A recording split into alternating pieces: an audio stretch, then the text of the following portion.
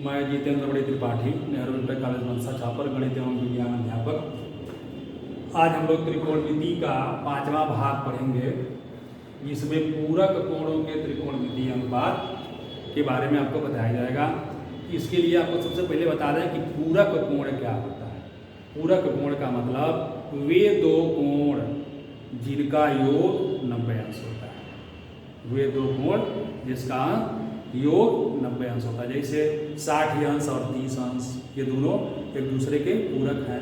45 अंश और 45 अंश एक दूसरे के पूरक हैं। 50 अंश और 40 अंश एक दूसरे के पूरक हैं। 0 अंश और 90 अंश एक दूसरे के पूरक हैं। तो इनके त्रिकोणमितीय अनुपात कैसे हम लगाएंगे, तो यहाँ देख लीजिए। कोई भी आपको पता है कि त्रिकोणमितीय अनुपात या त्रिकोणमिति पढ़ने के लिए एक समकोण त्रिभुज की आवश्यकता होती है। तो ये हमारा एक समकोण त्रिभुज है, जिसका एक कोण 90 अंश है। एक कोण 90 अंश हो गया, अर्थात जो दो कोण बच गए ये दोनों मिलकर 90 अंश होंगे, अर्थात ये दोनों पूरक होंगे। अगर यह कोण थीटा है, यह कोण हो जाएगा 90 माइनस थीटा। तो अगर थीटा के लिए हम त्रिकोणमितीय अनुपात निकालेंगे तो इसके लिए ये लंब हो जाएगा, ये आधार हो जाएगा। और 90 माइनस थीटा के लिए त्रिकोणमितीय अनुपात निकालेंगे तो ये लंब हो जाएगा, ये आधार हो जाएगा। अर्थात एक कोण के लिए जो आधार होता है वही दूसरे कोण के लिए लंब होता है। तो लंब और आधार के परिवर्तन होने से त्रिकोणमितीय अनुपात में क्या होता है, जैसे साइन 90 माइनस थीटा ये हो जाता है cos theta. Cos 90 minus theta हो जाता है sine theta. tan 90 minus theta होता है cot theta. Cot 90 minus theta होता है tan theta. Sec 90 minus theta होता है कोसेक थीटा। और कोसेक 90 माइनस थीटा होता है सेक थीटा। सब एक दूसरे के पूरक है। 90 में से जितना घटाएंगे साइन में उतना ही कास का मान हो जाता है। तो इसको आप देखेंगे। अब इस पर आधारित कुछ प्रश्न आपको बताए जाएंगे। सब प्रश्न एकदम आसान है। प्रश्नावली आपकी दी हुई है, आप इसमें लगाएंगे। जैसा कि प्रश्नावली 8C। अब हम इसको मिटा रहे हैं, आप इसको नोट कर लेंगे।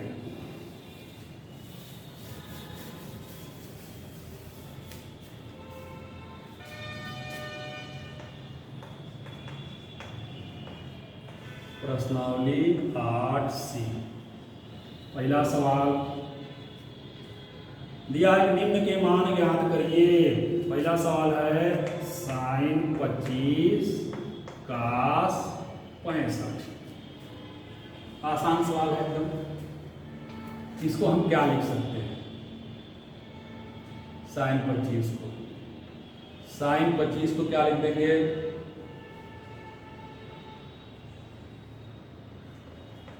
कास 90 माइनस 65। आइए उतना ही रहेगा। कास 65 कितना हो जाएगा,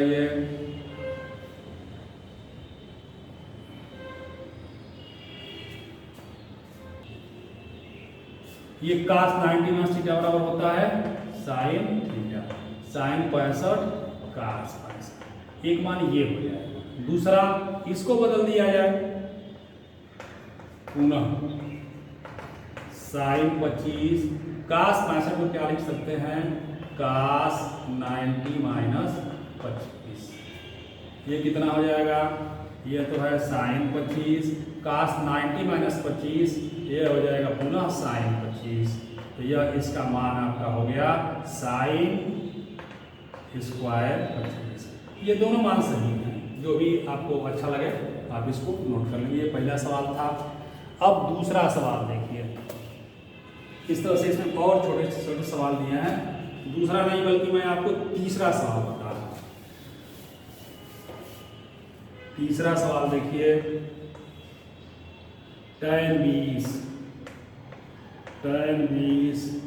काट 70 माइनस sec 20 कोसेक 70। इनके मान ज्ञात करने हैं। मान ज्ञात करने के लिए वही तरीका हम अपनाएंगे।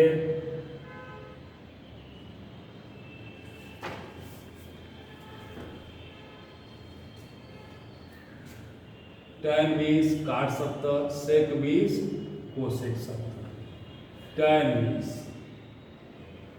इसको या तो काट में चाहे काट को tan, तो हम tan 20 को क्या लिख सकते हैं?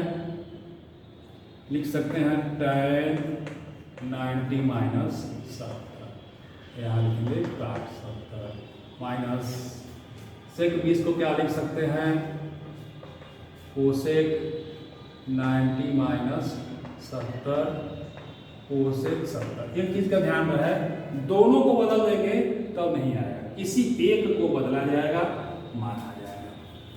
ये हो जाएगा tan 90 माइनस थीटा हो जाएगा काट 70 इंटू काट 70 minus cosec 90 minus theta, sir ये सेक है, सेक 90 माइनस थीटा, ये हो जाएगा कोसेक 70, यहाँ दिया हुआ है कोसेक 70। ये आपका हो गया काट स्क्वायर 70 माइनस कोसेक स्क्वायर 70। ये देख लीजिए, हम जानते हैं कि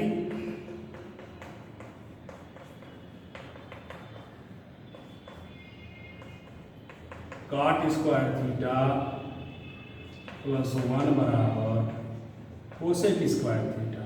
हम इसको इधर ले आए, इसको उधर ले जाएं, तो काट square theta minus cosec square theta बराबर -1। वही चीज यहाँ काट स्क्वायर 70 माइनस कोसेक स्क्वायर 70 बराबर कितना हो जाएगा? सीधे थीटा की जगह पर 70 है, सीधे इसका मान हम लिख देंगे बराबर -1। यही आपका उत्तर हो जाएगा। इस सर्वसमीका का यहाँ प्रयोग किया गया है। यह सर्वसमीका आपको मैं बता भी दिया हूँ, और इन और भी तमाम सर्वसमीकाएँ हैं जिनको आगे आप लोग प्रयोग करेंगे। इस तरह से ये सवाल आपका लग गया। अब इसी प्रश्नावली में और भी अच्छे अच्छे सवाल हैं, मैं आपको बताने का प्रयास कर रहा हूँ। देखिए, एक सवाल NCERT का है, बता दें आपको।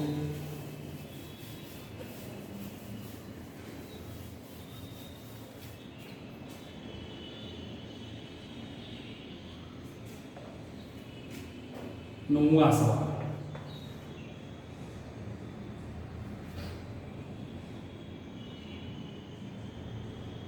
नौवां से पहले एक चौथा सवाल देख लीजिए। इस तरह के सवाल आपको कंपटीशन में भी आते हैं और पूछे जाते हैं। सेक 70 बटे कोसेक 20 धन साइन 59 बटे कास 31, इसका मान निकालना है। तो आप देखिए, क्या ये दोनों पूरक कोण हैं? तो ये 70 और 20 मिलकर 90 हो रहा है, इसका मतलब ये पूरक कोण हैं। तो हम एक को दूसरे के रूप में लिख सकते हैं, दोनों बराबर हैं। तो सेक 70 बटे कोसेक 20 को सीधे हम सेक 70 लिखेंगे। वही हाल यहाँ के लिए किया, ये दोनों पूरक हैं, यानी 59 और 31 मिलकर ये भी 90 हो जा रहा है, इसका मतलब ये दोनों बराबर हैं। तो हम साइन 59 नीचे कास 31 को भी साइन 59 लिख देंगे। दोनों का मान बराबर है, 1 धन 1 बराबर 2। इसका आंसर हो जाएगा 2। एकदम आसान सवाल। इस तरह के सवाल अक्सर आपको परीक्षा में आते हैं, इसलिए आपको बता दिया। फिर आइए, अब 9वां सवाल आपको बता है। 9वां सवाल, 9वें का दूसरा, कास 38 कास 52 माइनस साइन 38 साइन 52, इसका हमको सिद्ध करना है 0। देखिए, कास 38 कास 52 साइन 38 साइन 0 लाने के लिए दोनों अगर बराबर होगा तभी 0 होगा। एक को हम साइन में बदलते हैं, कास 38 को क्या लिख सकते हैं, लेफ्ट हैंड साइड बराबर कास 38 को लिख देंगे कास 90 माइनस 52। क्यों? क्योंकि दोनों पूरक कोण हैं। 38 में 52 जोड़ेंगे 90 हो जाएगा। और यहाँ कास 52 कास 90 माइनस 52 कास 52, इसको रहने दीजिए। माइनस साइन 38 तो क्या लिख देंगे,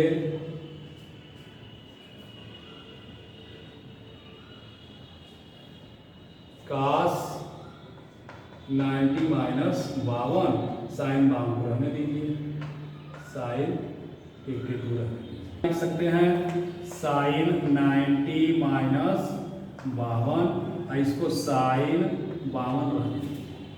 फिर क्या हो गया, कास 90 माइनस थीटा साइन 52, ये कितना है into cos 52 minus sine 90 minus theta cos theta, यानी कास 52 साइन 52, दोनों एक ही राशि है।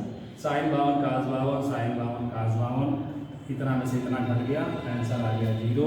यही सिद्ध करना था राइट हैंड साइड। आसान सवाल है, समझिएगा, बुझिएगा, लगाइएगा। और आगे मैं देख रहा हूँ कौन सा सवाल आपको बताने के लायक है।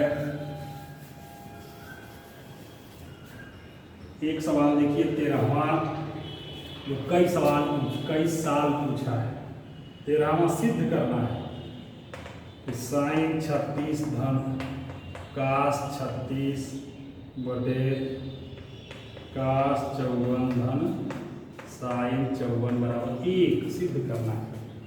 देखिए अगर हम ऊपर के बराबर नीचे को कर दें इससे तो जाएगा, तो लेफ्ट हैंड साइड 54 ऊपर रहने दीजिए, साइन 36 धन कास 36, नीचे क्या हो जाएगा, कास 54 को हम लिख देंगे कास 90 माइनस 36 धन साइन 54 को लिख देंगे साइन 90 माइनस 54। ये कितना हो गया ऊपर, तो ऊपर जो है वही है साइन 36 धन कास 36, नीचे cos 90 minus theta sine theta धन sine 90 minus theta cos theta, दोनों ऊपर और नीचे सेम राशि है, कट जाएगा, आंसर आ जाएगा 1। यही हमको सिद्ध करना था, यही आपका है राइट हैंड साइड। यहाँ देखिए, यहाँ लिखने में 54 लिख दिया गया है, यहाँ 36 चाहिए, क्योंकि ये 54 तो है ही, यहाँ 36 चाहिए, तभी ये साइन 90 माइनस 36 कास 36, बाकी सही है, आप लगाएंगे। अब आइए आपको देखते हैं इसमें और कौन से सवाल अच्छे सवाल हैं। इस प्रश्नावली को आज समाप्त कर दिया जाए। जो जो सवाल पूछे गए हैं परीक्षा में कोशिश कर रहा हूँ उन्हीं को बताऊँ। आइए अब आपको 18वां में से कुछ सवाल बता देते हैं।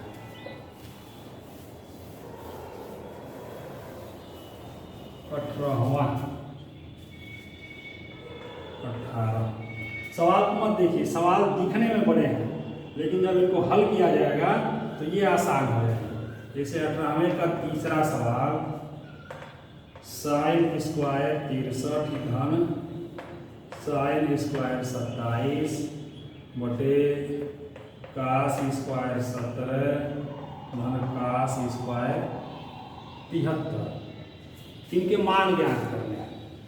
मान ज्ञात करने के देखिए 63 और 27 पूरक कोण है, 17 और 73 ये भी पूरक कोण है, तो एक को हम दूसरे के रूप में बदलेंगे, क्योंकि यहाँ sine square theta plus cos square theta ले आएंगे तो उसका मान 1 हो जाएगा। इसको रहने दीजिए, साइन स्क्वायर 63, इसको क्या लिख सकते हैं, साइन स्क्वायर 90 माइनस 63, नीचे कास स्क्वायर 17 रहने दीजिए, इसको क्या लिख सकते हैं, कास स्क्वायर 90 माइनस 17, ऊपर sine square 63 minus sine 90 minus theta आ जाएगा कास थीटा, यह हो जाएगा कास स्क्वायर 63, नीचे कास स्क्वायर 17 धन कास 90 माइनस थीटा हो जाता है साइन स्क्वायर 17। तो हम देखेंगे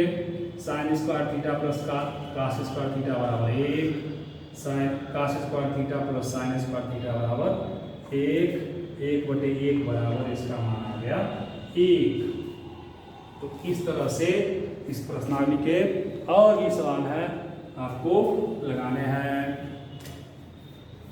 तो इस तरह से जो भी सवाल इस प्रश्नावली के थे मुख्य सवाल आपको हम बता दिए हैं, और जो भी सवाल है आप विधिवत लगाइए, नहीं आएगा पूछिएगा।